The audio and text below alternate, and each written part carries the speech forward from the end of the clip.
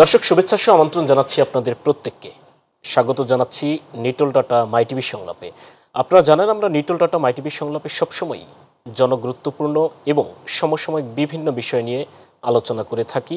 সেই ধারাবাহিকতায় আজকের আলোচনার বিষয় হচ্ছে, আপনারা জানেন আজকে আন্তর্জাতিক শ্রমিক দিবস। সেজন্যই নিটল ডাটা মাই টিভি সংলাপের আজকের আয়োজন, কেমন আছে শ্রমজীবী মানুষ। এ বিষয়ে আলোচনা করতে আমাদের সাথে স্টুডিওতে রয়েছেন রহিন হোসেন প্রিন্স, সাধারণ সম্পাদক সিপিবি, রয়েছেন মেজর অবসরপ্রাপ্ত আফিজুর রহমান, রাজনৈতিক ও সামরিক বিশ্লেষক। আপনাদের দুজনকে স্বাগত জানাচ্ছি আমাদের স্টুডিওতে। কেমন আছে শ্রমজীবী মানুষ এ বিষয়ে আলোচনা করতে আসার জন্য শুরু করছি রহিন হোসেন প্রিন্স আপনার মাধ্যমে। যেমন আজকের যে বিষয়টি হচ্ছে কেমন আছে শ্রমজীবী মানুষ, সেই আলোচনায় যাওয়ার আগে, যেহেতু প্রতি বছরই আমরা মে ডে পালন করে থাকি, মে ডেতে আপনারা অনেক গুরুত্বপূর্ণ তথ্য দিয়ে থাকেন। সেই তথ্য যাদের অজানা তারা জানে, সেই তথ্য জানে তরুণ প্রজন্ম, নতুন প্রজন্ম। সেই জানানোর জন্যই মেডের এই ঘটনাটি কিভাবে আসলে, কোন জায়গায়, কবে, কিভাবে ঘটনাটি হলো, কতদিন হলো, কি কি ওখানে ঘটনা হলো, এবং পয়লা মে আমরা এই শ্রমিক দিবস পালন করি কবে থেকে, টোটাল বিষয়টা যদি একটু সংক্ষেপে সবার জন্য বলেন। না, ধন্যবাদ আপনাকে। আসলে তো বড় জায়গায়, এবং আমি একেবারে পিন পয়েন্ট দিয়ে একটি কথা বলে আপনি যে এজেন্ডা সেটা একটু প্রবেশ করার চেষ্টা করি। যে ধন্যবাদ আপনাকে। আমি আলোচক যিনি আছেন তাকেও শুভেচ্ছা জানাচ্ছি, যারা শুনছেন তাদেরকেও ধন্যবাদ জানাচ্ছি। আমি কথার শুরুতেই এই মে দিবস, যেটাকে আমরা শ্রমিক শ্রেণীর নিজস্ব দিবস হিসাবেই বলা হয়, তা সেই দিবসকে সামনে রেখে কথার শুরুতেই আমি বাংলাদেশ সহ সারা বিশ্বের শ্রমিক শ্রেণী, শ্রমজীবী মানুষের প্রতি আমার পক্ষ থেকে, আমাদের দলের পক্ষ থেকেও তাদেরকে শুভেচ্ছা এবং অভিনন্দন জানাচ্ছি। শুভেচ্ছা অভিনন্দনের কথাটুকু বলতে গেলে এটা বলতে হয়, এক কথায় এটা শেষ করে দিই, যে আসলে এই যে আমরা দুনিয়া, দেশ যে অগ্রগতি এটা দেখছি, আসলে এই শ্রম ছাড়া তো কোনো অগ্রগতি সাধিত হয় না। শ্রমটাই কিন্তু প্রধান। কারণ এই শ্রম দেওয়ার কাজটা যারা করছে তাদের মধ্যে অন্যতম হলো শ্রমজীবী এই মানুষ। আমরা জানি এই শ্রমজীবী মানুষ, আমাদের যদি পৃথিবীর ইতিহাসটা, মানুষের ইতিহাস বিশ্লেষণ করা যায়, আমি কোনো দিকে যাচ্ছি না, একটা পর্যায়ে এসে যখন এই যে আপনার শ্রমিক শ্রেণী তার আবির্ভাব ঘটলো, এইখানে আপনার বিভিন্ন ইঞ্জিন, কলকারখানা তার যে আবির্ভাব হওয়া শুরু করলো, তখন তো এই শ্রমজীবী মানুষ তারা এসে গ্রামে গঞ্জে বিভিন্ন জায়গা থেকে এসে এই জায়গায় তারা কার্যক্রম করা শুরু করলেন। এবং এই কার্যক্রমের একটা জায়গায় এসে আমেরিকাতে তখন এই যে তাদের যে শিল্প বিপ্লব, তার যে অগ্রগতির ধারা, এই জায়গাটায় যখন ছিল, তখন আমরা দেখতে পেলাম যে যারা মালিক পক্ষ তারা প্রধানতই কি চায় হচ্ছে তার লাভের পরিমাণটাই অনেক বেশি। আর শ্রমজীবী মানুষ চায় যে সে যাতে আজকে কাজ করার মধ্য দিয়ে নিজের খাদ্যের সংস্থান, পরিবারের খাদ্য সংস্থান করতে পারে, এবং আগামীকাল যাতে সে ভালোভাবে কাজ করতে পারে, এরকম একটা জায়গায়। কিন্তু ওই সময় দেখা গেল, সেই আপনি 1700 শতক 1800 শতকের দিকে আসলে আমরা দেখতে পাই, সেইটা আসার পরে ওই অঞ্চলের শ্রমিক শ্রেণী তারা নতুন ধারার একটা নিষ্পেষণ হওয়া শুরু করলো। কারণ এই ঘটনাটি যেটা ঘটলো 1886 সালের শিকাগো শহরে, আমি তার আগের ঘটনায় পুরনো এবং সময়ের অভাব অন্য আলোচনায় গেলাম না, যে ওই সময় দেখা গেল পৃথিবীর অন্য দেশ থেকেও শ্রমজীবী মানুষ এইটা ওই জায়গায় ভিড় করত কাজের জন্যে।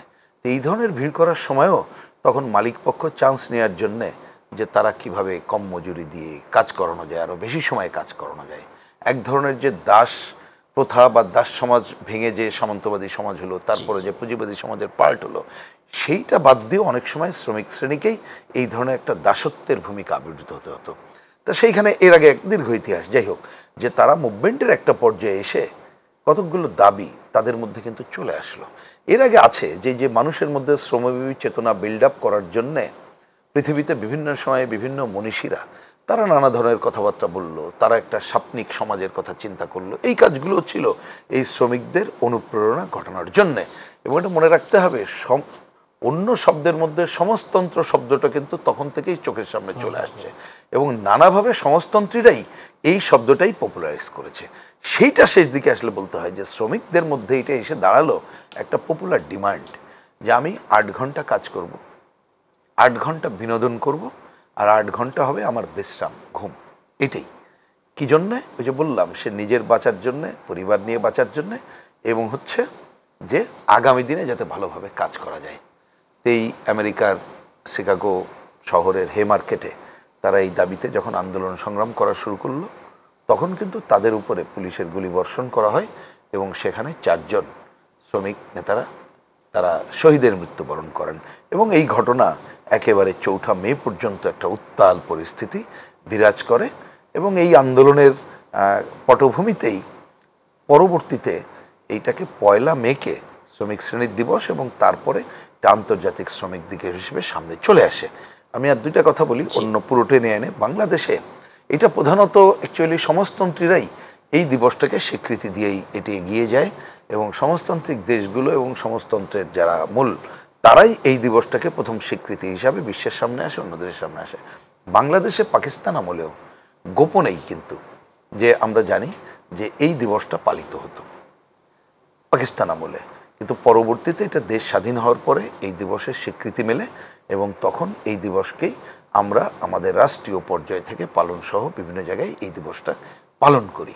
আমি খালি এখানে একটা শব্দ দিয়ে একটা শব্দ না, একটা বাক্যের কথা মনে করিয়ে দিয়ে বলি।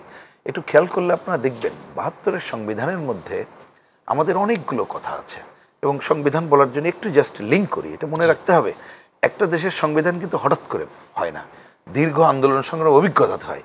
এই সংবিধানের আমি যদি ভুল না করি 13 নম্বর অনুচ্ছেদে সেইখানে পরিষ্কার বলা আছে যে আমাদের দেশের শ্রমিক শ্রেণীসহ শ্রমজীবী মানুষকে শোষণের হাত হইতে মুক্তি দেওয়া হইবে। তার মানে আমি বলছি এই যে স্পিরিটটা, সেই স্পিরিটটা আমাদের 72 সালের সংবিধানে ধারণ করে মুক্তিযুদ্ধের মধ্য দিয়েই আমরা এই যে মে দিবস তার যে শ্রমিকের অধিকার প্রতিষ্ঠা এবং এই শব্দের উপরে তো আর কোনো শব্দ নাই যে শোষণ মুক্তির জায়গায় তাকে শোষণ মুক্তির অবসান ঘটানো হইবে, এবং সেইটার মধ্য দিয়ে বাংলাদেশে এই দিবসটা আসছে। আমরা খুবই খুশি হব 2024-এ যখন এটা নিয়ে কথা বলছি, এই মর্মবাণীটা আমাদের সবাই, আমি সবাই বলতে একেবারে রাষ্ট্র থেকে শুরু করে তরুণ প্রজন্ম, তারা যদি এই জিনিসটুকু ছোট করে উপলব্ধি করে তাহলেই বোধহয় আমরা মে দিবস নিয়ে কথা বলা, শ্রমিক শ্রেণীর প্রতি আমি যেটা শুরুতেই শুভেচ্ছা এবং অভিনন্দন জানিয়েছি এবং সেই শুভেচ্ছা অভিনন্দন জানানোটাও সার্থক হবে যদি আমরা মর্মবাণী উপলব্ধি করে তাদের সপক্ষে আমরা কথা বলি এবং যার যেখানে যেটুকু অবস্থান আছে সেইটা নিয়ে তাদের উপরে আমরা আমাদের যতটুকু দায়িত্ব আছে সেই দায়িত্বটুকু পালন করি। জি, ধন্যবাদ রহিম হোসেন প্রিন্স। আপনার কাছে আবার আসবো। মেজর অবসরপ্রাপ্ত হাফিজুর রহমান, আপনি অবশ্যই মেডের একটি প্রাথমিক আলোচনা করবেন, কিন্তু তার সাথে একটু যুক্ত করে দিচ্ছি আপনার সাথে, যেমনটি রহিম হোসেন প্রিন্স একদম সবশেষ বললো 72-এর সংবিধানের একটি 13 অনুচ্ছেদের রেফারেন্স দিয়ে যে শ্রমজীবী মানুষকে এই শোষণের হাত থেকে মুক্ত করতে হবে, সেটা কি ইমপ্লিমেন্ট হয়েছে আমাদের দেশে? একটা শ্রমিকদের ক্ষেত্রে আমরা যদি 2টা ধারা দেখি, ধন্যবাদ আপনাকে। শ্রমিকদের ক্ষেত্রে দেখেন 2টা ধারা, একটা হচ্ছে যে আপনি রাষ্ট্র বা রাষ্ট্র পরিচালিত যে সংস্থাগুলো সেই জায়গায় যারা শ্রমিক হিসাবে আছে এবং ব্যক্তিগত জায়গা থেকে যেই প্রতিষ্ঠানগুলো দাঁড়িয়ে আছে সেই প্রতিষ্ঠানগুলোতে যারা করছেন। তো এই 2টা জায়গাতেই শোষণমুক্ত সমাজ আমরা পেয়েছি কিনা শ্রমিক সমাজ, সেটি অবশ্যই একটি বিতর্কের বিষয়, অবশ্যই। কারণ আমরা যদি একেবারেই বলি যে না কোনো শোষণ হচ্ছে না বা সেটি হয়তো ঠিক হবে না, কিন্তু যে প্রচেষ্টার জায়গাটা রাষ্ট্র থেকে বা সরকার ব্যবস্থা থেকে বা প্রিন্স ভাই যেটা বললেন যে শ্রমিকদের অধিকার প্রতিষ্ঠার জন্য সেই 72 সালের সংবিধানে যেভাবে অনুচ্ছেদ নির্মাণ করা হয়েছিল এবং আমরা জানি যে জাতির পিতা বঙ্গবন্ধু শেখ মুজিবুর রহমান তিনি 1975 সালের 26শে মার্চে কিন্তু একটি খুব বড় দাগে একটি কথা বলেছিলেন এবং আমি যদি সেটি বলি যে আপনি চাকরি করেন, আপনার মাইনা দেয় ওই গরিব কৃষক, আপনার মাইনা দেয় ওই গরিব শ্রমিক, এবং তারপরে কি বলছেন যে আপনার সংসার চলে ওই টাকায়, আমি গাড়িতে চড়ি ওই টাকায়, ওদের সম্মান করে কথা বলুন, ওদের ইজ্জত করে কথা বলুন। এর পরের অংশটা খুব গুরুত্বপূর্ণ, ওরাই মালিক। এটিও কিন্তু বলা হয় যে বঙ্গবন্ধু যখন শ্রমিককে মালিকের জায়গায় বসাতে চেয়েছেন তখন বঙ্গবন্ধুকে হত্যার ষড়যন্ত্র হয়েছে। কারণ এমন একজন শাসক যদি শ্রমিককেই মালিক বানিয়ে ফেলেন, তিনি বলছেন কিন্তু যে ওরাই মালিক। এবং আপনি দেখেন জোট নিরপেক্ষ সম্মেলনে 1973 সালে গিয়েও কিন্তু বঙ্গবন্ধু একই কথা বলেছিলেন যে বিশ্ব 2 ভাগে বিভক্ত, শাসক ও শোষিত, আমি শোষিতের পক্ষে। আপনি ৭২ সালে দেখেন বঙ্গবন্ধু এই দেশটি হাতে পাওয়ার পরেই কি করেছেন। সংবিধানে ৩টা ধারা কিন্তু শ্রমিকদের ক্ষেত্রে আছে। ১৪ নম্বর ধারা, যেখানে বলা হচ্ছে যে সকল শোষণের বিরুদ্ধে, সেই ধারাটি শ্রমিকদেরকে শোষণ করা যাবে না রাষ্ট্র নির্ধারণ করে দিচ্ছে তার সংবিধানের মাধ্যমে। ১৫ খ ধারাতে কিন্তু বলা হচ্ছে যে কর্ম এবং মজুরির অধিকার শ্রমিকদের। তার মানে শ্রমিকদের কর্ম পরিবেশ ঠিক রাখতে হবে, যেটি মে দিবসেরও একেবারে কোর কনসেপ্ট ছিল। ৮ ঘন্টা কাজ, ৮ ঘন্টা বিশ্রাম, ৮ ঘন্টা বিনোদন। এই যে বিনোদন, বিশ্রাম, কাজ, যে পরিবেশ, কর্মের পরিবেশ, সেই কর্মের পরিবেশটি কিন্তু সংবিধানে নির্ধারণ করে দেওয়া আছে।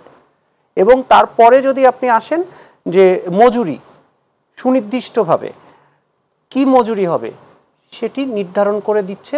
ন্যূনতম মজুরি তো নির্ধারণ করে দিচ্ছে সরকার বা রাষ্ট্র, এবং সেই ন্যূনতম মজুরির পরে যত উপরে যেতে পারে। ৩৪ নম্বর ধারায় আরেকটি বিষয় বলা ছিল যে জবরদস্তিমূলক কোনো কাজ করানো যাবে না শ্রমিককে দিয়ে।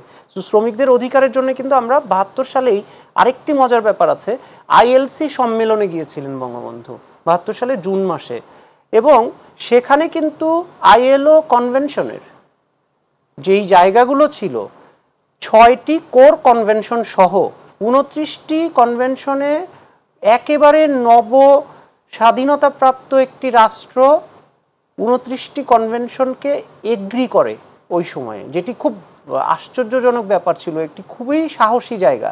এবং বঙ্গবন্ধু কি পরিমাণে শ্রমিক বান্ধব ছিলেন দেখেন, যে সেই সময় কিন্তু আরেকটি বিষয় হয়েছে যে শ্রমনীতি ঘোষণা করা হয়েছে, জাতীয় শ্রমনীতি ৭২ সালেই ঘোষণা করা হয়েছে সেপ্টেম্বর মাসে। তারপরে আপনার মে দিবসে সরকারি ছুটি ঘোষণা করা হয়েছে। এবং একটি মজার তথ্য এখানে বলি যে 1986 সালে যখন মে মাসে যে ঘটনাটি ঘটে, 10 থেকে 12 জনকে হত্যা করে পুলিশ, 86 পরে 87 সালেই কিন্তু মে দিবস পালিত হয়নি।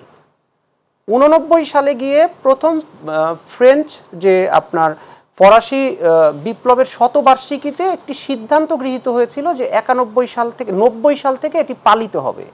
90 সালেও কিন্তু পালিত হয়নি। ডকুমেন্ট বলছে 91 সালে আন্তর্জাতিক কংগ্রেসে আবার এটার প্রস্তাব গৃহীত করা হয়েছে। মানে এইটা খুব চর্চিত ইতিহাস না, যে কারণে আমি বলছি। এবং 1904 সালে, অর্থাৎ 86 সালের পরে 1904 পর্যন্ত 18 বছর পরে, এই যে আমরা এখন যেটা দেখি যে মে দিবসে ছুটি, কর্মবিরতি, এই কর্মবিরতির ব্যাপারটি ইমপ্লিমেন্ট হয় 1904 সালে গিয়ে। কিন্তু বঙ্গবন্ধু কিন্তু দেরি করেননি, একেবারে শুরুতেই ক্ষমতা গ্রহণের পরেই কাজটি করে দিয়েছেন। মে দিবসে ছুটি ঘোষণা করে দেওয়া হয়েছে এবং বাকি কাজগুলো করেছেন। সরকারের জায়গা থেকে স্টেপ নিয়েছে। আমরা জানি যে এখন আপনি জানেন যে একটি আইনকে সংশোধন করতে করতে 2018 পর্যন্ত নিয়ে আসা হয়েছে, বাংলাদেশ লেবার অ্যাক্ট। সো সেইখানে কিন্তু সব কিছু ওয়েল ডিফাইন্ড, কিন্তু ডিফাইনের পরে সেই জায়গাটিকে ব্যবহার করে আমরা কি আসলেই শোষণমুক্ত সমাজ নির্মাণ করতে পেরেছি? This is a very difficult question to answer. আমি মনে হয় আপনার প্রশ্নের উত্তর দিতে পেরেছি। আমি আসলে প্রশ্ন করছি না, আলোচনাই করছি। ধন্যবাদ মেজর অবসরপ্রাপ্ত হাফিজুর রহমান। রহিন হোসেন প্রিন্স আপনার কাছে আসবে, একটি বিরতি নিয়ে আসছি। দর্শক, চলছে নিটল টাটা মাই টিভি সংলাপ। এই পর্যায়ে নিচ্ছি আরও একটি বিরতি, ফিরছি, সাথেই থাকুন।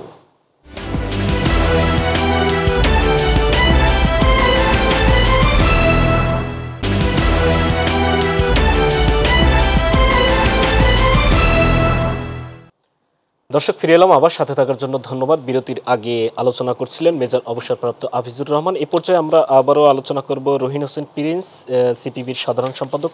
রহিন হোসেন প্রিন্স, 1886 সালে যে দাবিতে আন্দোলন শুরু হয়, তারপরে অনেক ঘটনার পরে এখন সারা পৃথিবী জুড়ে এই দিবসটি পালন করা হয়। যেই দাবিতে আন্দোলন হয়, সেই দাবির জায়গাটিতে বাংলাদেশের বর্তমান অবস্থানটি কিভাবে আপনি দেখবেন, কিভাবে বিশ্লেষণ করবেন? আচ্ছা, আমি আপনার এই কথার সরাসরি আগে ছোট ছোট দুইটা একটু হিসাবটা ইনফরমেশন দেই যে আসলে যে আমেরিকাতে এই ঘটনা ঘটেছিল সেইখানে কিন্তু মে দিবসে এইভাবে পালিত হয় না রাষ্ট্রীয়ভাবে। এটা একটু বিবেচনার বিষয়। আমি যদি ভুল না করি কানাডাতেও হয় না, ঠিক। এবং মনে রাখা দরকার, কিন্তু সেটা অন্য মানে বুঝতে হবে যে কারণ এইটার আমি যার জন্য আগের পার্টি বলেছে মর্মবাণীটা উপলব্ধি করার বিষয়। তারা তো মর্মবাণী উপলব্ধি করে না, এই জন্য হয় না। কিন্তু পৃথিবী জুড়ে শ্রমজীবী মানুষ, সাধারণ মানুষ দিবসটি পালন করে। এটি হচ্ছে বড় ব্যাপার। আর আগে আমি এটা জানিয়েছি যে এইটা একটা বিশেষত্ব লাভ করে সমাজতান্ত্রিক বিশ্ব যখন সামনে চলে আসে, বিশেষ করে সোভিয়েত বিপ্লব, এবং তারপরেই এটা দুনিয়া জোড়া তার একটা প্রভাব বিস্তারিত হয়। এটি একটি দিক আমি প্রসঙ্গক্রমে একটু বললাম। আচ্ছা, এরপরে আরেকটি কথা বলেই আমি ওইখানে যাই। এইখানে হাফিজ ভাই খুবই কারেক্টলি কতগুলো জায়গায় অ্যাড্রেস করেছেন বাংলাদেশ তার বিবেচনায়। সুতরাং আমি আপনার কথার উত্তর দেওয়ার জন্য এইগুলোকেই আবার হিসাব করছি। আমি শুধু একটা কথা খালি তথ্য তুলে ধরেছিলাম তখন। এখন যদি আমি আগে বাংলাদেশে কেমন আছে এই বিবেচনার আগে ছোট করে একটু অন্য বিবেচনা একটা করি। আসলে এই যে শ্রমিককে, আমি ওই কথাটা দিয়ে বলি যে বঙ্গবন্ধুর একটা ভাষণকে উদ্ধৃত করেছেন যে তিনি সম্মান এবং ইজ্জতের কথা বলেছিলেন, কারেক্ট। এখন দেখেন, আমার ওইটা শোনার সময় মনে হচ্ছিল যতটুকু তথ্য উপাত্ত, যে মুক্তিযুদ্ধের আগে আমাদের বিভিন্ন অফিস আদালত সরকারি, সেখানে কিন্তু পিয়ন, দারোয়ান তাদের জন্য টুল ছিল, চেয়ার ছিল না। দেশ স্বাধীন হওয়ার পরে কিন্তু টুল ফেলে দিয়ে চেয়ারটা দেওয়া হয়। আপনি এটা তো সম্মানের প্রতীক। তাহলে ওইটা যেমন সম্মানের প্রতীক, ইজ্জত দেওয়ারও প্রতীক। আর একটা হচ্ছে তাকে এমন ওই যে বিভিন্ন সংবিধানে যেটা আরও আছে, এই বাংলাদেশে এত কথারও দরকার না, যে সংবিধানে সমাজতন্ত্রের কথা বলা আছে আর তো লাগে না, কথার কথা বললাম আর কি। তাহলে সেই জায়গাটা যদি করতে হয় দরকারটা কি? অন্তত পক্ষে আমি জাস্ট দৃষ্টি আকর্ষণ করি, একটা হচ্ছে যে আমাদের দেশের কোন অর্থনৈতিক ব্যবস্থায় চলবে সেটি একটা দিক, সেটাও কিন্তু আমাদের ডিফাইন করা আছে সংবিধানে। একটু খেয়াল করলে দেখবেন, আপনাদের এই জায়গায় অনেকবারও বলেছি, এখনও কাটাছেড়ে পরে এই সংবিধানে কিন্তু বলা হচ্ছে যে একটা প্রধান খাত হবে রাষ্ট্রীয় খাত, দ্বিতীয় খাত হবে সমবায়ী খাত, তৃতীয় হবে আইনের দ্বারা নির্ধারিত হিসাবের মধ্যে ব্যক্তি খাত। এখনও সংবিধানে আছে। তো এই কথাগুলো, এবং ওই সময় ধরেন অনেক কিছু আমরা যেটা চেয়েছিলাম হয়তো বাস্তবায়িত হয়নি। যেমন একটা আমাদের দাবি ছিল ওই সময় যে বেতনের অনুপাতটা নিশ্চিত করে দেয়, এবং বাংলাদেশ যদি আমি এই বৈষম্যটা নিরসন চাই, শোষণ মুক্তি চাই, তাহলে এই বেতন অনুপাত 1:5-6 মধ্যে আনতে হবে। কিন্তু এটা না হলেও তখন এটা কিন্তু একটা অনুপাতের ধারা যেভাবে ইমপ্লিমেন্ট করা ছিল 1 সম্ভবত কি 15-15 মধ্যে ছিল এইগুলো। আরেকটা জরুরি ছিল এমন একটা জাতীয় মজুরি হবে যে ন্যূনতম সবার জন্যে, এবং এই মজুরিটা অটোমেটিক্যালি বিভিন্ন সময় মুদ্রাস্ফীতি এবং অন্যান্য বিষয়ের সাথে এবং আন্তর্জাতিক দুনিয়া, দেশের জনগণের যে বাস্তবতা তার উপরে নির্ভর করে এটা বাড়তে থাকবে। ছোট দুইটা বাস্তবতার কথা বলি। ধরেন একসময় আমরা ক্ষেত মজুরদের ডিমান্ড করতাম 3.5 কেজি চাল। তখন গ্রামের মানুষ 3.5 কেজি চাল হলে তো মনে করতাম যে 1 কেজি দিনে খাওয়া, আর 1 কেজি দিয়ে সে তেল আটা আনতে পারে, আর 1 কেজি দিয়ে অন্য কাজ করবে। কিন্তু এখন তো এটা তো নস্যি, কারণ এখন মানুষের জীবনমান যেখানে চলে গেছে, তাহলে আপনি মজুরিটাও ওই রকম নির্ধারণের জায়গায় যেতে হবে। বাংলাদেশে আমি জানি, এই জন্য আর বাড়ালাম না, এই কাজগুলোর ব্যত্যয়গুলো ঘটে গেছে। কিরকম? যার জন্য আপনি দেখবেন, আমি যদি অন্য কথা বলি, আজকে এবার চলে আসি এই যে সম্মান এবং ইজ্জতের যে কথা হলো, আমাদের দেশের শ্রমিকদের 80% হচ্ছে অপ্রাতিষ্ঠানিক খাতের। এবং আপনারা এই যে মিডিয়ার কল্যাণে আজকে অনেকে জেনেছে যে অনেক সেক্টর আছে গত 3 দশকে তাদের মজুরি ওই অর্থে কোনো বাড়েনি। আপনি এখনও খেয়াল করলে চা বাগানের দৈনিক শ্রমিকের মজুরি হিসাব করেন, আপনি আমাদের অপ্রাতিষ্ঠানিক খাত, আমি বলছি অনেক সময় মজুরি মানে মনে হয় সরকারি কর্মচারী বা এখানে গার্মেন্টস বা অন্যান্য জায়গাগুলো, চোখের সামনে কিন্তু এগুলো থাকে না, কিন্তু এরাই হচ্ছে 80% শ্রমিক কর্মচারীদের 100 জনের মধ্যে এরাই হচ্ছে 80 জন। এই সমস্ত প্রতিটি ক্ষেত্রে কিন্তু আপনার অধিকাংশ ক্ষেত্রেই তার ন্যূনতম মজুরি এখনো পর্যন্ত জাতীয় ন্যূনতম মজুরি আমরা বাংলাদেশ নির্ধারণ করতে পারিনি। তাহলে ব্যত্যয় নাম্বার 1 আমি যদি বলি, দেখলাম 2 যদি হিসাব করেন, আপনি দেখেন শ্রম আইন, হ্যাঁ আগে একটা ছিল, কিন্তু এইটাও এখন একটা শ্রম আইন খসড়া বলা হয়েছে, সেটা রাষ্ট্রপতির কাছে গিয়েছিল, ব্যাক করেছে। আমরা বলেছি এখানে অসম্পূর্ণতা আছে, এটাকে পরিবর্তন করতে হবে। তার একটা উদাহরণ দিই, কারণ বিস্তারিত আলোচনা করা যাবে না। যেমন ধরেন ওইখানেই ধর্মঘটের মালিকদের অধিকার এবং শ্রমিকদের অধিকারের ব্যাপারে মালিকদের যেন ওটা করলে সামান্য কিছু আপনি কি বলে জরিমানা করেই ক্ষান্ত করার কথা বলা হয়েছে, কিন্তু শ্রমিকদের ক্ষেত্রে কঠোরতার কথা বলা হয়েছে। গ্র্যাচুইটি এবং অন্যান্য সুবিধা এগুলো মালিকের উপরে নির্ভর করার কথা বলা হয়েছে। এমনকি এই যে শ্রমিকদের শ্রমিক হিসাবে থাকা, তার জন্য একটা সুষ্ঠু দ্বারা ট্রেড ইউনিয়ন অধিকার কাগজে কলমে থাকলেও নানাভাবে ব্যত্যয় ঘটছে। যে পরিমাণ সদস্য করার ক্ষেত্রে এটা দেওয়ার কথা হয়েছে, এখন আমরা দেখছি সরকার হয়তো একটু পেছাচ্ছে, এবং আজকেরও খবর অনুযায়ী আমি দেখলাম যে আমাদের 2-1 মন্ত্রী বলেছেন সেটার কিন্তু আপনি ইন্টারেস্টিং প্রেশার দেখবেন যে আমেরিকা বা অন্যদের কথা মতো, কারণ যারা শ্রম আইনি মানে না তাদের কথা শুনে তো আমাদের করার দরকার নেই। আমরা আমাদের বাংলাদেশের বিবেচনা থেকে এই কাজগুলো করব। এই কাজগুলো হচ্ছে না। সবচেয়ে বড় কথা হচ্ছে, আপনি দেখেন জাতীয় ন্যূনতম মজুরি ঘোষিত হয় নাই, যে আমাদের মুদ্রাস্ফীতির আর যেখানে গেছে, আমাদের শ্রমিকরা যে পরিমাণ মজুরি পায় তাতে কি তার নিজের জীবন চলে? যেটা আজকে বলা হচ্ছে এত ক্যালোরি খাওয়া দরকার, শুধু তার না, তার শিক্ষা, বাসস্থান, চিকিৎসা অন্য জায়গাগুলো করা দরকার, তার সন্তানের করা দরকার, এই জায়গাগুলো হচ্ছে না। যেটা বিবেচনা করে আমাদের পার্টির পক্ষ থেকে যদি বলেন সফটলি আমরা যে কথা বলার চেষ্টা করেছি আজকেও, এইবারে যে 1 নম্বর অন্তত পক্ষে এই কাজ করতে গেলে আপনি পুরো একটা সমাজ ব্যবস্থার আমূল পরিবর্তন ছাড়া আপনি পুরো শোষণের অবসান করতে পারবেন না। আমরা কিন্তু মুক্তিযুদ্ধের এই অর্থনৈতিক ধারা থেকে এখন একেবারেই পুঁজিবাদী অর্থনৈতিক ধারার মধ্যে চলে গেছি। আপনি মুক্ত বাজারের নামে লুটপাট ধারাকে প্রাধান্য দিয়েই কাজ করা হচ্ছে, যেটা 75-এর 15ই আগস্টের পরে সূচনা হয়েছিল, ওই ধারা কিন্তু এখন অব্যাহত আছে। যেটা আমরা তো বলি 75-15 আগস্ট বাংলাদেশকে পেছনের দিকে নিয়ে যাওয়ার প্রক্রিয়া চলছে, সেইটা আছে।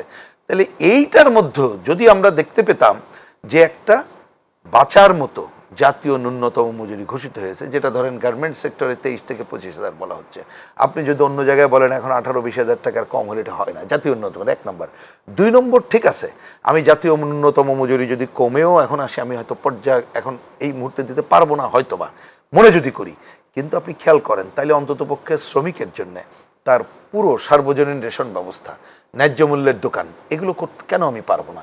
আমার দেশের যে অর্থনৈতিক অগ্রগতি আছে সেইটাকে বিবেচনা করে আমরা কমিউনিস্ট পার্টি হিসাব করে বলে দিতে পারি, আমরা যদি এই যে সাধারণ মানুষের আপনি কি বলে অন্ন, বস্ত্র, শিক্ষা, চিকিৎসা, বাসস্থান, এই অধিকারকে সাংবিধানিক অধিকার হিসেবে আমরা ঘোষণা দিতে পারি, তাহলে কিন্তু আমরা আর এক ধাপ অগ্রগতি থেকে যেতে পারি। মৌলিক অধিকার শুধু নয়, বলতে সাংবিধানিক অধিকার, তখন রাষ্ট্রের দায়িত্ব পড়বে এই কাজগুলো করার। আপনি কিচ্ছু না, আমাদের সম্পদের সুষম বন্টন, আর ওই যে আমি বেতনের অনুপাত বলার চেষ্টা করেছিলাম, তাহলে আপনি যদি সম্পদের সুষম বন্টন, দুর্নীতি লুটপাটটা বন্ধ করে উৎপাদনশীলতার ধারা অব্যাহত রাখেন, মুক্তিযুদ্ধের ধারা বাংলাদেশকে অগ্রসর করেন, আর আপনি সম্পদের সুষম বন্টন নিশ্চিত করেন, এইটুক যদি আমরা করতে পারি তাহলে আমি অনেক দিকে আগাতে পারি। কিন্তু সেইটুক করাটাই যদি সরকার এবং তার নীতির পরিবর্তন না করে এবং রাজনীতিতে ফিরে এনে ওই শ্রমজীবী মানুষকে নিয়ে তাকে উদ্বুদ্ধ করে এই ধারাকে যদি না পারে, তাহলে সেটা পারবে না। তার ছোট্ট উদাহরণ আপনি দেখেন, আমরা যখন এত আলোচনা করি শেষ বেলায় কিন্তু সরকারকে এসেই এই মালিকদের কাছে আত্মসমর্পণ করতে হয়। আমি আজকের একটা উদাহরণ দিয়ে আমি এখান থেকে দাবিও করি যে কোভিড পিরিয়ডে যে গার্মেন্ট সেক্টরে 5,000 কোটি টাকা দেওয়ার কথা হয়েছিল বলে তো আমরা জানি, আমরা আজকে এটা শ্বেতপত্র প্রকাশের দাবি জানাই যে এই 5,000 কোটি টাকার শ্রমিকরা কয় টাকা পেয়েছে, মালিকরা কি করেছে, টাকা কোথায় গেছে, এটা তাহলে প্রচার হোক।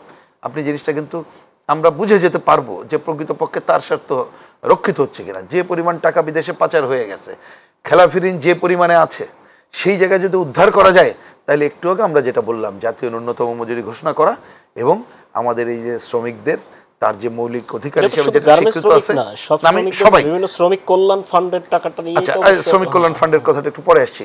তাহলে আমরা যদি এটাকে সাংবিধানিক স্বীকৃতি দিতে পারি, তাহলে কিন্তু আমাদের এই টাকার অভাব হবে না, এই কাজগুলো থাকবে। আপনি ঠিকই বলেছেন, ওইটাও আমাদের একটা আছে, কিন্তু দেখবেন যে শ্রমিক কল্যাণ ফান্ড যথাযথভাবে হয়তো কাগজে কলমে আছে, যথাযথভাবে ব্যবহার হয় কিনা এই খবর কেউ জানেও না। ওই শ্রমিকদের যথাযথভাবে এইটাকে কিন্তু করাও হয় না, কিন্তু সেটা আমাদের নীতিমালার মধ্যে আছে, তার যে লভ্যাংশ তার একটা পার্সেন্টেজ এটা রাখবে এবং যা শ্রমিকদের কল্যাণে কার্যক্রমগুলো করবে, কারণ সেইটা করার মতো কাজটা হচ্ছে না। কিন্তু আমি বলেছি যেহেতু আজকের আলোচনাটা আরও একটু উপরের দিকে, আমরা শোষণ মুক্তির আলোচনার জায়গায় মিলেছি, সুতরাং এইখানে রাষ্ট্রকে আরও একটা বড় দায়িত্ব পালন করতে হবে। কিন্তু মনে রাখতে হবে, ওই সেই আবার 1 মে আমাদেরকে এই শিক্ষা দিচ্ছে, যদি শ্রমিক শ্রেণী তারা নিজেদের দাবিতে ঐক্যবদ্ধ না হয় এবং আমরা একটা স্লোগান তুলি যে রাজনীতি যার যার, শ্রমিক কর্মচারী এক কাতার, তার নিজের দাবিতে, ওইখানে আমরা কিন্তু দলবাজি করতে চাই না। আমরা ওইখানে ইউনিয়নকে একটা কি বলবো যে কোনো একটা দলীয় স্বার্থে ব্যবহার করা হোক, ইউনিয়নের নেতা মানে একটা দুর্নীতিবাজ হোক, সেটা কিন্তু আমরা চাই না। আমরা চাই ওইখানে সে খুব ভালোভাবেই শ্রমিকের স্বার্থ রক্ষাকারী ইউনিয়ন গড়ে তুলবে এবং কোনো দলবাজির জায়গায় করবে না, রাজনীতি যার যারটা করবে, সেটা অন্য আলোচনা।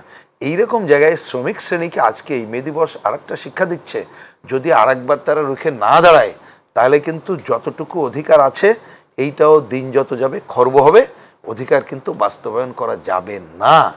এখানে বঙ্গবন্ধুর উদ্ধৃত আছে বলেই আমি এই কথাটা আরেকটা বলে শেষ করি। বঙ্গবন্ধুও কিন্তু আপনি দেখবেন তার অজস্র ভাষণের মধ্য দিয়েই সে বলছে তিনি পারছেন না, না পারার কথাটাও বলেছেন। তার মানে টানাপোড়নটা কোথায় বুঝেন?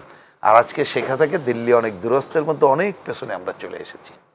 সুতরাং এই পেছন থেকে যদি আবার শ্রমিকের অধিকার বাস্তবায়নের দিকে যেতে হয়, তাহলে শ্রমিক কর্মচারীকে যেমন ঐক্যবদ্ধ হয়ে তার নিজের স্বার্থে উঠে দাঁড়াতে হবে, আর যারা শ্রমিকের কথা বলি, যারা মুক্তিযুদ্ধের কথা বলি, যারা শ্রমজীবী মানুষের কথা বলি, তাদেরকে তাদের স্বার্থেই ভূমিকা পালন করতে হবে।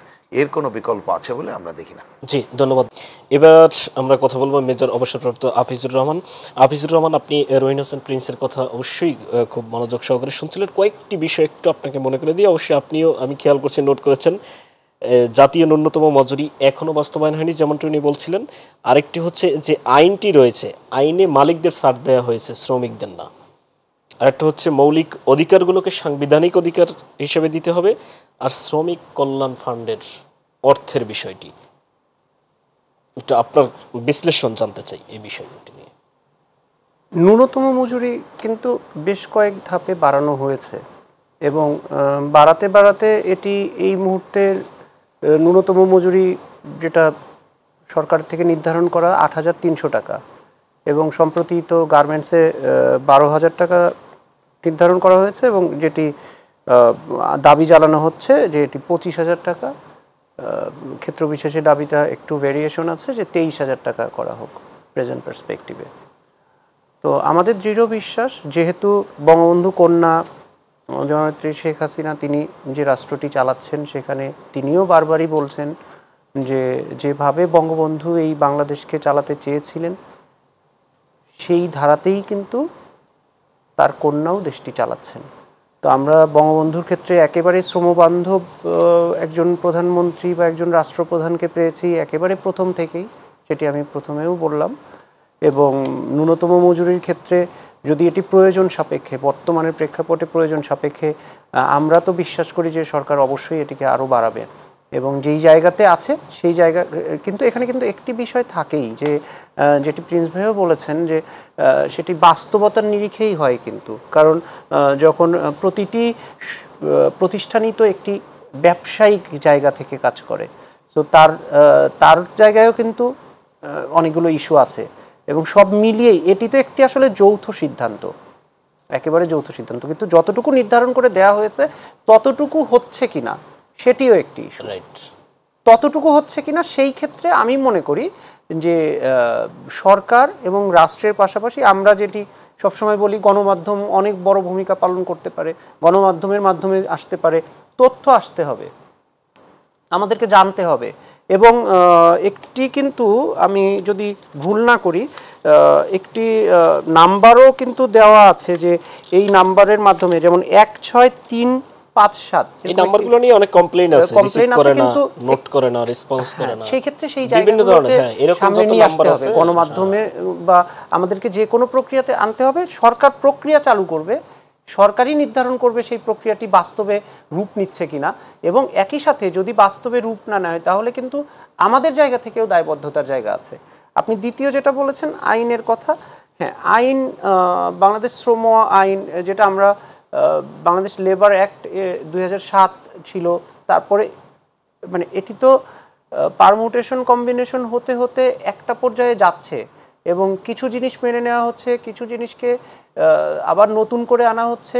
ভাইয়াও যেটা বললেন যে হ্যাঁ, সেখানে কিছু জায়গা আছে যেই জায়গাগুলোতে ওনারা ডিসপিউট দিয়েছেন, এবং আমি আশা করি যে অবশ্যই বাংলাদেশ শ্রম আইন যেটি হয়েছে এখন পর্যন্ত প্রস্তাবিত এবং ২০১৮ অনুযায়ী সেই জায়গাটি আপনার আরও মডিফাই করে একেবারেই, কারণ শ্রমিক বাঁচলে দেশ বাঁচবে, খুব স্বাভাবিক।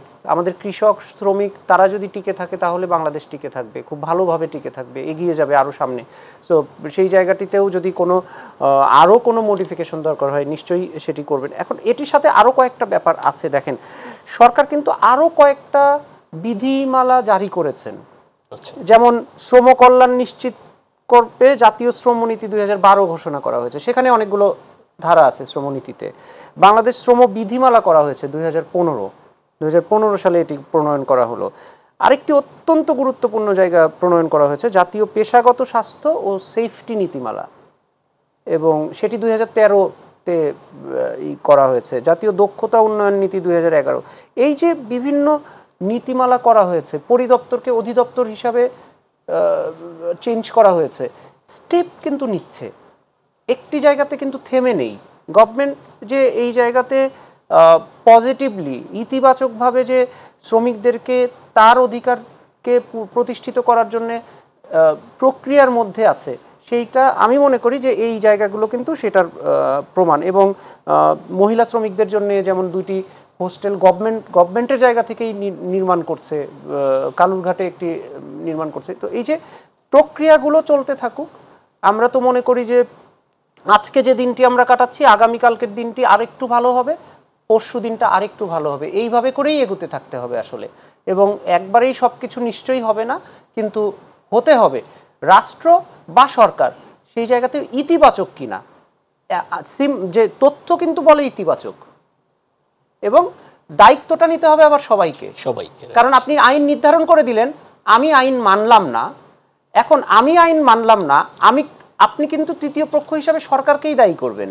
কিন্তু আমি যে আইন মানছি না, এটি কিন্তু আমার জায়গায় এবং সরকারের জায়গায় মাঝখানে আরও কতগুলো ফ্যাক্টর আছে। ওই যে একজন ব্যক্তি হয়তো আমার আইন মানতে যে কারণে বাধ্য হতে পারতাম, স্থানীয় পর্যায়ে অনেকগুলো বিষয় থাকে না, সেই জায়গাগুলোও নির্ধারণ করতে হবে। আর যারা শ্রমিক সংগঠন করেন তাদের জায়গা থেকেও কিন্তু তার অধিকারটি তাকেও বুঝে নিতে হবে যে হ্যাঁ, আমাকে সরকার এই অধিকারটি দিয়েছে, এই অধিকারটি আমার অধিকার, আমার শোষণ মুক্তির অধিকার আছে, আমার কর্মপরিবেশের অধিকার আছে, আমার সংবিধানে আমার অধিকার নির্ধারণ করা আছে, আইন আমাকে অধিকার দিচ্ছে, বিধিমালাগুলো আমাকে অধিকার দিচ্ছে। কিন্তু বেশিরভাগ ক্ষেত্রে কি হয়, নেগোসিয়েশন হয়, তখন কিন্তু সরকারের জায়গা থেকে খুব বেশি কিছু করার থাকে না। কারণ নেগোসিয়েশন যেই জায়গাগুলোতে হচ্ছে সেই জায়গায় আইন কিন্তু মুখ থুবড়ে পড়ছে, সাধারণ শ্রমিকরা ক্ষতিগ্রস্ত হচ্ছে। লাস্ট বোধহয় আপনি আরেক শ্রমিক কল্যাণ ফান্ডের, এটিও কিন্তু আওয়ামী লীগ যে ক্ষমতায় যখন আসলো এরপরে 2012-তে শ্রমিক কল্যাণ ফান্ড গঠন করলো। এবং শ্রমিক কল্যাণ ফান্ডের যদি আপনি এই কল্যাণ ফান্ড, যেটি ভাইয়া বলেছেন খুবই গুরুত্বপূর্ণ কথা বলেছেন, যে এইটাতে হয়তো অনেক সময় দেখা যাচ্ছে যে কোম্পানিগুলো রিলাক্টেন্ট থাকছে। তো আমরা গণমাধ্যমের ক্ষেত্রে জানি যে নবম ওয়েজ বোর্ড দেওয়া হলো, গভর্নমেন্ট নবম ওয়েজ বোর্ড দিল, কিন্তু তারপরে কি হয়েছে গল্পগুলো জানেন, আমরা সবাই জানি।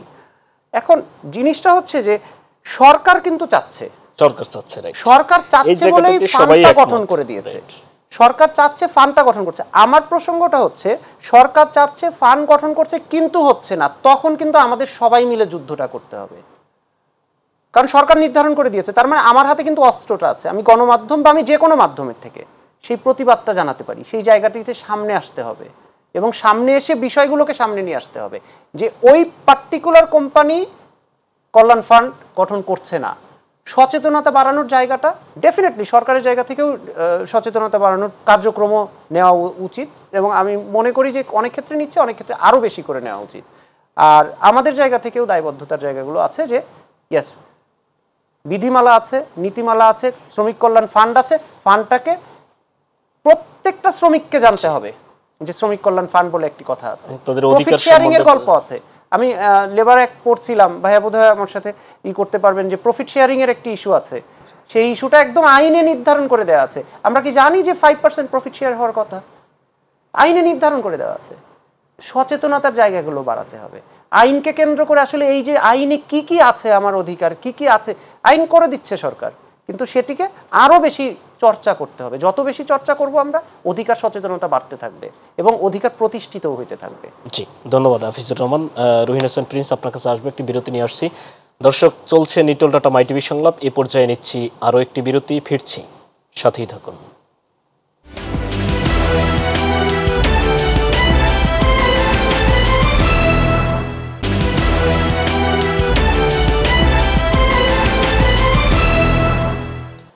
দর্শক, ফিরে এলাম আবার, সাথে থাকার জন্য ধন্যবাদ। বিরতির আগে আলোচনা করছিলেন মেজর অবসরপ্রাপ্ত হাফিজুর রহমান। এই পর্যায়ে আমরা আবারও যাব রহিন হোসেন প্রিন্সের কাছে। রহিন হোসেন প্রিন্স, আমরা একদম শেষ দিকে আছি, শেষ পর্যায়ে আছি।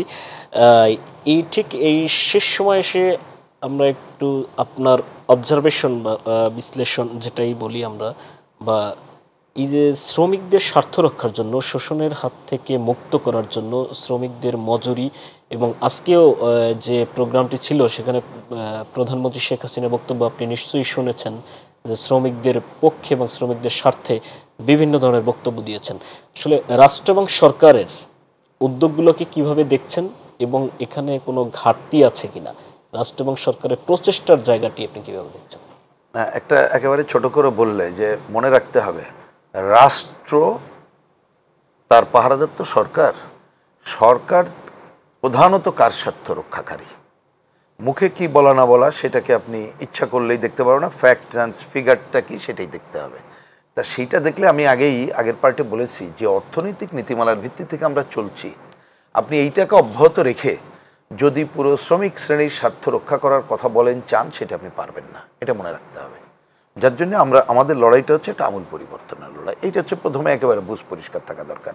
এবং দ্বিতীয় পয়েন্ট, আমাকে কাট সময়ের জন্য যেতে হচ্ছে, দ্বিতীয় পয়েন্ট হচ্ছে এই সবের মধ্যে যতটুকু আইন আছে উনি বলেছেন, সেই আইনকে প্রয়োগের জন্য তার প্রত্যেকটা ক্ষেত্রে তার বিধিমালা প্রণয়নটা জরুরি, এটি একটি অনিবার্য কাজ। তারপর অনিবার্য কাজ হচ্ছে সচেতনার কথা বলেছেন, কারেক্ট, সেটা দরকার। কিন্তু মনে রাখতে হবে এই সচেতনতার যে প্রকাশ এবং দাবি আদায়ের কাজটা করে হচ্ছে সুষ্ঠু ধারার ট্রেড ইউনিয়ন। তা আপনি একটা অবাধ ট্রেড ইউনিয়নের অধিকার ছাড়া কিন্তু এইটা কিন্তু আপনি রক্ষা করতে পারবেন না। সুতরাং সেই জায়গাটা দেওয়ার ক্ষেত্রে আমরা ব্যত্যয়গুলো এখনো দেখছি, সেই জায়গাগুলো তো হয়নি। এটা হচ্ছে কিরকম দেওয়া হয় একটু ট্রেড, আমি ধরেন কাগজে কলমে, আমি যদি এখানে আলোচনায় গার্মেন্টস শ্রমিকদের কথা বলছি, আপনি অবাধে গার্মেন্টস শ্রমিকরা কি ট্রেড ইউনিয়ন পায়? আপনি দেখবেন পায় না, মুখে যতই বলুক না কেন। কারণ আমি একেবারে এখানে নাম ধরে বহু উদাহরণ দিতে পারি যে বহু কষ্টে আমরা ওইখানে শ্রমিকদেরকে নিয়ে একটা ট্রেড ইউনিয়ন করলাম, রেজিস্ট্রেশনটা পাওয়া গেল, কিন্তু দেখা গেল পাওয়ার আগে বা পরে যারা প্রেসিডেন্ট সেক্রেটারি হয়েছে কোনো অজুহাতে তাদেরকে বিদায় করে দেওয়া হলো। মালিকরা একটা অজুহাত তৈরি করলো, কারণ সেটা কিন্তু আইনের মধ্য দিয়ে এসে একটা বুদ্ধি টুদ্ধি বার করলো। কারণ তারা মনে করলো যে এইটা দিয়ে যদি তারা এইখানে আইনের মধ্য দিয়ে তারা আসে, তাদের যতটুকু অধিকার আছে সেটা দিতে গেলে আমার খারাপ অবস্থা হবে, এইটাই। এবং অনেকগুলো ক্ষেত্রে, অসংখ্য ক্ষেত্র, সব জায়গায় কিন্তু ট্রেড ইউনিয়ন অধিকারের জায়গাটা নাই। এবং অনেক ক্ষেত্রে আইন এমন কঠিন করে তোলা হয়েছে যে তাতে করে অনেকে ইচ্ছা করলে একটা সুষ্ঠু দ্বারা ট্রেড ইউনিয়ন সে করতে পারে না। মানে আমি বলছি বেসিক ইউনিয়ন যাকে বলে, স্থানীয় পর্যায়ের, বুঝছেন, যে বেসিক ইউনিয়নটা হয় যে দর কষাকষির কাজটা করে এবং যতটুকু তার অধিকার আছে সেইটাকে সে আদায় করার কাজটা করতে পারে, যেটা হাবিব সাহেব কথাটা তুলেছেন এবং খুবই কারেক্টলি তুলেছেন। যে কারণ আমি প্রচলিত ব্যবস্থার মধ্যে যতটুকু পারি শ্রমিকরা তাদের আদায় কাজটা করতে হবে এবং তার বড় লড়াই করতে হবে আমূল পরিবর্তনের জন্য। পরের প্রশ্নটা হচ্ছে সেটা হচ্ছে যে আসলেই এই দাবিগুলো আদায়ের জন্যে শেষ অস্ত্র কার হাতে, কাকে কি করতে হবে। তার আগে একটু ছোট করে বলতে হয়, দেখুন মজুরি মানে আমরা অনেক সময় আলোচনা করলে গার্মেন্টস আলোচনায় চলে আসে। আমরা ন্যূনতম মজুরি হচ্ছে যেটা সর্বক্ষেত্রে হবে, এক এক ক্ষেত্রে বেশি হবে। যেমন ওষুধ শিল্প, তার মজুরি আরও বেশি দেওয়া হয় অনেক ক্ষেত্রে, এক এক জায়গায় এক এক রকমের হবে। সুতরাং জাতীয় ন্যূনতম মজুরি এটা যে আমাদের বাড়িতে যিনি কাজ করেন, মানে সহায়তা করেন, সহায়তাকারী, তিনি থেকে সর্বক্ষেত্রে তার কম কেউ পাবেন না। একটা মজুরি কমিশন থাকতে হবে যেটা টাইম টু টাইম, ওই যে মুদ্রাস্ফীতি অনেক বিবেচনা করে সেই কাজগুলো করবে। ধরুন একটা তাপদাহ এখন চলছে, এটা একটা তো এতদিনকার ধারাবাহিক নতুন পরিস্থিতি। তাহলে এইরকম একটা সময় শ্রমিকদের, এই শ্রমিক খালি ঢাকার না, কিন্তু আমার গ্রামের মজুরও শ্রমিক, তাদেরকে কিভাবে মানে কি বলে আরও সুবিধা দেওয়া যায়, তার জন্য চিন্তাভাবনাগুলো করতে হবে আমাদেরকে। যেমন ধরুন, কথাটা কেমন উদাহরণ হবে জানি না, কিন্তু এখন একটা ইন্টারেস্টিং উদাহরণ দিই যে আমি আপনাদের এখানে আজকে আসার সময় যে জায়গায় আসবো, তাতে যে ভদ্রলোক নিয়ে আসতে গেছিলেন তার সাথে যে কথা হচ্ছিল, তিনি কিন্তু বললেন যে এই যে গরমের মধ্যে আমরা কোথায় একটু ছায়াতল পাবো সেই রাস্তা দিয়েই চলাফেরার কাজটা করছি। তা শহরের রাস্তায় একজন গাড়ি চালকও তাকে আজকে ওই রকম একটা জায়গায় করতে হচ্ছে। তার মানে আপনি এই তাহলে সবাইকেই, শ্রমজীবী মানুষ, তাদেরকে তার স্বার্থ সংরক্ষণের জন্য এই কাজগুলো করতে হবে। আমাকে একটা অন্যতম বড় কাজ হবে, ধরেন পেনশন, একটা সার্বজনীন পেনশন কেন থাকবে না? এখন গভর্নমেন্ট যেটা করেছে এটা অন কাইন্ড অফ বিমা স্টাইলে, তার মানে আপনি যেটা দেবেন তার মধ্য দিয়ে হবে। কিন্তু আমাদের যারা গ্রামের কৃষক থেকে শুরু করে যারা একেবারে উৎপাদন নিজেরাই করেছেন, তারা কেন একটা বয়স হয়ে গেলে একটা সার্বজনীন পেনশন কেন তিনি পাবেন না? কারণ আমাদের এত আর্থিক আয়ের কথা শুনছি, আমি আগেই বললাম যে দুর্নীতি, লুটপাট, এগুলো যদি বন্ধ করতে পারি আমাদের কিন্তু অনেক জায়গায় এটা উদ্ধার পাওয়ার জায়গা আছে। তাহলে আমি বলছি যে এই পরিকল্পনাগুলো করার জন্যে আলটিমেটলি এই শ্রমজীবী মানুষকে তাদের ঐক্যবদ্ধ হইতে হবে, তাদের প্রতি মুহূর্তে সচেতন হইতে হবে, সংগঠিত হইতে হবে এবং লড়াইটা জারি রাখতে হবে। সেই লড়াইটা হবে নিজের এখনকার যে পরিস্থিতি তাতে তার উন্নয়নের জন্য সেইটা এমনকি কর্মপরিবেশ থেকে শুরু করে তার অন্যান্য বেতন ভাতা বৃদ্ধি থেকে শুরু করে বললাম যে সার্বজনীন রেশন ব্যবস্থা আপনার, তারপরে ওই যে যেটা আপনি এখানে তুললেন তার যে ফান্ড আছে সেই ফান্ডের তার যথাযথ ব্যবহার, সেইটার সাথে একটা পুরো শ্রমিক শ্রেণীর রাজত্ব প্রতিষ্ঠার জন্য, কারণ তারাই তো সব, তাদের বাদ দিয়ে তো আপনি উন্নয়নের জায়গায় চলবে না, সেই রাজত্ব প্রতিষ্ঠার লড়াইয়ের জন্য তাদেরকে সচেতন এবং কি বলে সংগঠিত হইতে হবে। সেইটা হচ্ছে শেষ মুক্তির পথ, এই ছাড়া আসলে মুক্তির পথ। জি, ধন্যবাদ রহিন হাসান প্রিন্স। মেজর অবসরপ্রাপ্ত আফিজুর রহমান, ট্রেড ইউনিয়ন নিয়ে কিছু বলবেন, সকল প্রতিষ্ঠানগুলোতে যাতে ট্রেড ইউনিয়ন করা যায়। এইটা আরেকটি পাশাপাশি যে বিষয়টি হচ্ছে, আজকে একজন শ্রমিক অফিস করলো, কালকে সকালে গিয়ে দেখলেন তার প্রতিষ্ঠান বন্ধ অথবা তার কোনো কারণে চাকরি নেই।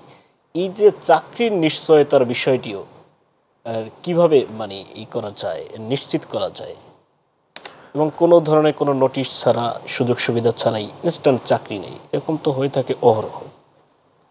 ওকে, থ্যাংক ইউ। প্রথমত ট্রেড ইউনিয়নের বিষয়টা আমি তখন একটি বিষয় বলেছি যে এখানে কিছু ভেতরে যে ব্যাপারটা হয় নেগোসিয়েশনের জায়গা, আমি আরেকটি বিষয় বলি তাহলে আপনি বুঝতে পারবেন। সেকেন্ড পার্টি থার্ড পার্টি বলে একটা ইস্যু থাকে, তো অনেক সময় দেশীয় অনেক সময় আন্তর্জাতিক ইস্যু থাকে। এই যে আন্তর্জাতিক ইস্যু বা দেশীয় ইস্যু যোগ হয়ে যায় ট্রেড ইউনিয়নের সাথে তাদের স্বার্থগত জায়গা থেকে, সেখানে কিন্তু আর শ্রমিক আসলে স্বার্থ থাকে না। মানে আমরা যখন অনেক স্বার্থকে নিয়ে কাজ করতে যাই তখন শ্রমিকের যে মেইন স্বার্থটা, যেমন ভাইয়া একটি বিষয় খুবই চমৎকার বলেছেন। আমি একটি তথ্য দেখছিলাম যে সেই অনুযায়ী ধরেন আমাদের 2 লক্ষ গার্মেন্টসে ট্রেড ইউনিয়ন থাকার কথা, আছে 30,000 গার্মেন্টসে।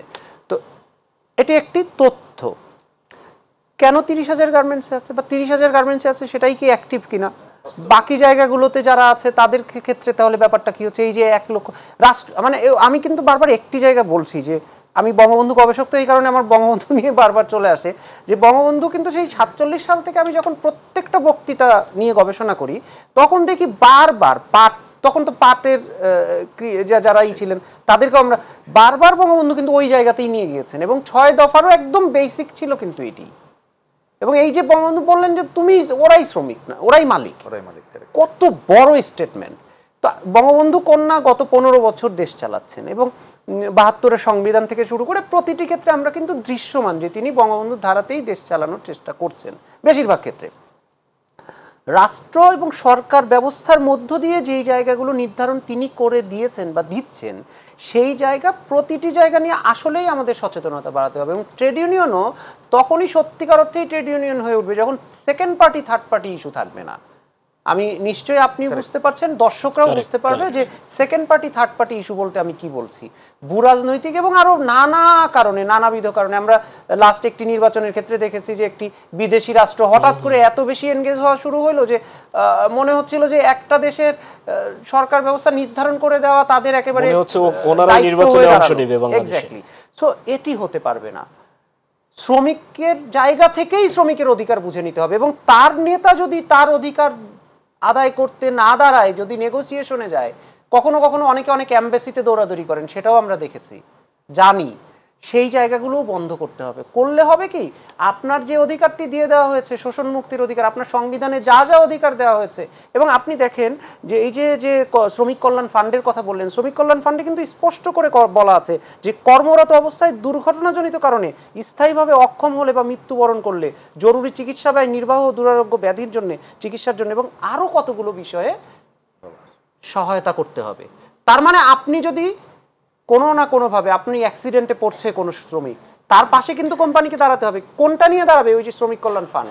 যদি না দাঁড়ায় তাহলে আমি গণমাধ্যম, আমিও জানলাম, আমরাও গিয়ে দাঁড়াবো, রাষ্ট্র দাঁড়াবে, প্রশাসন দাঁড়াবে, আইন শৃঙ্খলা বাহিনীকে দাঁড়াতে হবে, সবাইকে না তার জায়গা থেকে দাঁড়াতে হবে। সরকার তো ঠিক করে দিবে, সরকারের সাথে সাথে প্রত্যেকের দায়বদ্ধতাতে আসতে হবে। ব্যক্তিগত জায়গাটা কিন্তু সবচেয়ে গুরুত্বপূর্ণ। আপনি ব্যক্তিগতভাবে দায়বদ্ধ হলেই ভালো কিছু তৈরি হবে। দ্বিতীয় যেটা আপনি বলেছেন, চাকরির নিশ্চয়তা, হ্যাঁ, এটি কিন্তু লেবার অ্যাক্ট অনুযায়ী আমার মনে আছে, আমি লেবার অ্যাক্ট, এটা আমার একাডেমিক সাবজেক্ট হিসাবেই পড়াশোনা করেছি, তখন আরও ভেতরে ঢোকার চেষ্টা করেছি, যেহেতু গণমাধ্যম নিয়ে আমি অনেকদিন কাজ করেছি। তো লেবার অ্যাক্টে কিন্তু পরিষ্কার করা আছে যে আপনার চাকরির ক্ষেত্রে 26 এবং 27 নম্বর ধারা তো একদম পরিষ্কার, কোন ক্ষেত্রে চাকরি যাবে, কোন ক্ষেত্রে চাকরি পুনঃপ্রতিষ্ঠিত হতে পারবে। কিন্তু সেটা কি করা হয়? সেটা কি মানা হচ্ছে? যদি মানা না হয় তাহলে কিন্তু আপনাকে শ্রম আদালতে যেতে হবে। কিন্তু আপনি যখন আদালতে যাবেন, আবারও বলছি, তখন কিন্তু ট্রেড ইউনিয়ন আপনার পক্ষে দাঁড়াতে হবে, তখন বাকিদেরকে দাঁড়াতে হবে। আইন ব্যবস্থা, এটি তো আসলে টোটাল জিনিসটা তো একটি টোটাল ব্যবস্থা। ধন্যবাদ। জি, ধন্যবাদ মেজর অবসরপ্রাপ্ত হাফিজুর রহমান, ধন্যবাদ রহিন হোসেন প্রিন্স, আপনাদের দুজনকে অসংখ্য ধন্যবাদ কেমন আছে শ্রমজীবী মানুষ এ বিষয়ে আলোচনা করতে আসার জন্য। দর্শক, এই ছিল আজকের নিটল টাটা মাই টিভি সংলাপের আয়োজন। ভালো থাকবেন, সুস্থ থাকবেন, নিরাপদে থাকবেন। খোদা হাফেজ।